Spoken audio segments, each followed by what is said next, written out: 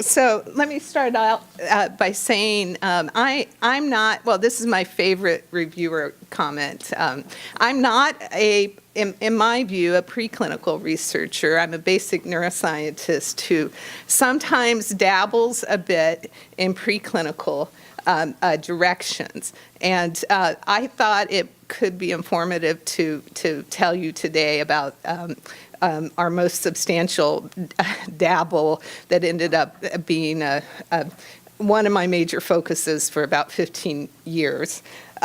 This reviewer's comment was from a recent review paper, and it's my favorite comment because the idea of not attracting clinicians to your basic research findings seems sort of contrary to translation in the field. Okay. So that you have context on who's speaking to you, I wanted to, just as briefly as I can, tell you what my main focus is. My basic focus is on experience-driven neuroplasticity in adult animals and its interaction with regenerative plasticity after acquired brain injury, prominently including stroke. Neuroplasticity is an everyday phenomena. Brains are changing throughout our lifespan. It's how we encode experiences. But in the context of injury itself instigates this system-wide regenerative response, many aspects of which are neural activity and can be driven and shaped by ongoing behavioral experiences. This is a target for rehabilitative training approaches after stroke. It's also a mechanism that subserves compensatory behavioral changes. And my central focus is to understand in the context, in this oversimplified slide, in the context of a nervous system that is responding to injury and being driven to remodel its patterns of neural connectivity, behavioral experiences are normally shaping this process because people are continuously behaving. But it may be doing it in ways that are suboptimal. And our goal is to understand this experience regeneration interaction well enough to learn how to drive it in directions that optimize outcome. This general question we're pursuing primarily in models of post-stroke upper extremity impairments in rodents. And most of our work we have modeled, got the point of work. Most of our work we have modeled upper extremity impairments by placing ischemic infarcts in the motor cortex in regions that control movements of the forelimb of one side. In more recent directions, we're trying to model subcortical white matter infarcts, but I'm mostly going to talk about this cortical infarct approach today. Infarcts in mature adult rats in this region that are substantial enough produce impairments in the contralesional forelimb that persist in the absence of any manipulations that you can detect with very sensitive behavioral tasks. These impairments have important established homologies with the impairments that are common after stroke and rats like humans after sustaining these impairments begin to disuse the impaired forelimb and start relying on the other forelimb. Just to show you, if I can make them work, just to show you a brief example, this is one of the tasks that's most, well, it turns out I'm incompetent with this computer. This is an animal performing a skilled reaching task that's intact. This is a task that's learned. It's a fine motor skill. After the infarcts, this kind of motor skill is very impaired. Animals can still reach, but their movement strategies are changed. They're weak, and they also show many of the compensatory patterns that look a lot like humans do after stroke. Now, This sort of task, skilled reaching, can be used as, if animals get a lot of training on this task, it improves behavioral function. And without going into too much detail here, this is just a recent example from my lab, but the literature is filled with it. After infarcts that produce impairments, if animals get a lot of practice on the task, their performance on the task can return to normal even after substantial infarcts, whereas animals that don't get practice show very prolonged impairments. In some studies, we tracked them out to 9 months, and they seem not to spontaneously recover on this task. Now, this effect has been linked across numerous studies to changes in what's left of motor cortex, including growth of dendrites, the addition of synapses, that have structural characteristics of greater synaptic efficacy, and the reorganization of movement representations of the paretic forelimb and remaining motor cortex. My lab's hardly alone in these findings, but this is just a recent example. Now, these effects of motor rehabilitative training are, besides being replicated across numerous labs, gain and loss of function manipulations have established that the residual motor cortex is necessary for these changes, probably not sufficient.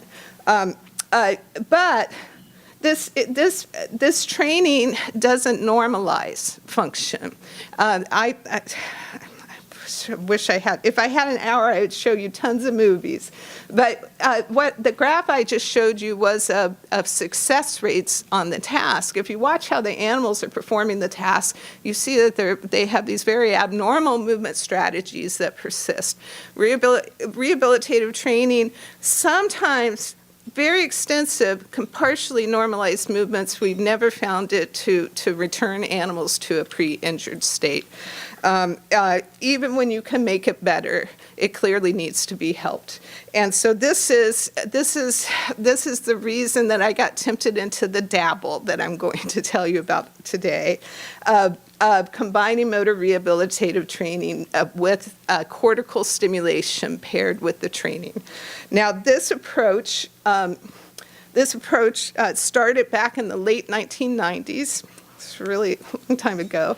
And it consisted of implanting electrodes, and some studies subdural and others epidural electrodes, over what was left of primary motor cortex, and turning current on, coincidence with animals performing the reaching task and keeping it on throughout this period. Now, this project started based on funding from a company called Virtus Neuroscience that subsequently became North Star Neuroscience and no longer exists. After initial studies, Randy Nudo led a NINDS U54 project that supported a cross-lab effort with his lab performing this in squirrel monkeys. Jeff Kamteski and I performing in the rat model. The basic design, well, I forgot this was here. Why were we doing this? One reason, so the context of the late 90s was that transcranial stimulation approaches were really just, they were not in the mature state they are now. It was sort of unclear whether they were going to be sufficient. And there were anecdotal findings of cortical stimulation induced motor improvements in stroke patients that have received implants as an approach for dealing with pain. Okay. It also, to our group of basic neuroscientists, just made sense that it might work via mechanisms of heavy and synaptic plasticity. The reorganization that I just briefly described is neural activity dependent, and we're trying to drive the activity of neurons that are also coping with a lot of damage. And perhaps facilitating that, little facilitatory stimulation, might make it easier to drive the reorganization that subserves functional improvements. The basic design across all of our studies goes something like this. Animals get cortical infarcts or sham operations in some studies, follow in the same procedure, receive epi or subdural electrodes over peri-infarct cortex. And then after a delay that varied between 3 and 18 days, and it didn't seem to matter too much, animals received the onset of once-a-day rehabilitative training with cortical stimulation, or with no stimulation control. And then we also, in some studies, have other controls, including cortical stimulation alone, cortical stimulation outside of the rehabilitation context, and no treatment effects. Now, across studies, and let me summarize first. Across studies, we found that pairing cortical stimulation with training speeds and amplifies behavioral improvements. I'll show you examples in a moment. It also increases motor evoked potentials and promotes the re-emergence of movement representations, both in rats and squirrel monkeys, relative to training alone, as well as dendrites and synapse addition in stimulated cortex. These findings don't establish mechanisms because we did not do gain and loss of function manipulations, but they are consistent with the hypothesis that we are facilitating functionally beneficial reorganization in peri-infarct cortex. This is our first. This should actually be a neurological research. This is our first published effect when we combine cortical stimulation. The 50 stands for 50 hertz stimulation, and we found an increase over days of training. A more rapid increase in performance improvements, and the final magnitude of improvements was greater than animals receiving no stimulation or animals receiving 250 hertz stimulation. Why does that matter? We don't know. This is an example from Randy Nudo's lab from the same year in neurological research, in which in 3 monkeys he implanted electrodes in peri-infarct cortex close to focal infarcts of the hand region of the cortex.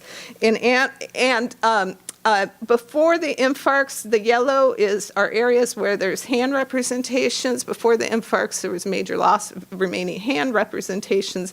After a period of rehabilitative training with cortical stimulations, all 3 monkeys showed an expansion of the hand representation in addition to showing functional improvements. There were no stimulation controls in this procedure, but Randy's published a lot of work that shows that without manipulations, nothing much happens here. Okay, and here's an example of our findings that cortical stimulation with rehabilitative training promotes increases in synapses in peri-infarct cortex that we have more recently linked as a probably necessary aspect of rehabilitative training efficacy. Cortical stimulation combined with rehabilitative training increases net quantities of synapses, but it especially increases these synapses that we have previously associated with motor skill learning effects in motor cortex. Again, consistent with Hebbian plasticity. Okay. We also across studies discovered many dependencies in the effects. I mentioned one already, the frequency dependency.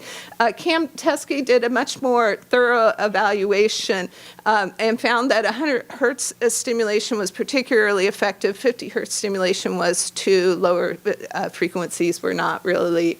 Polarity matters.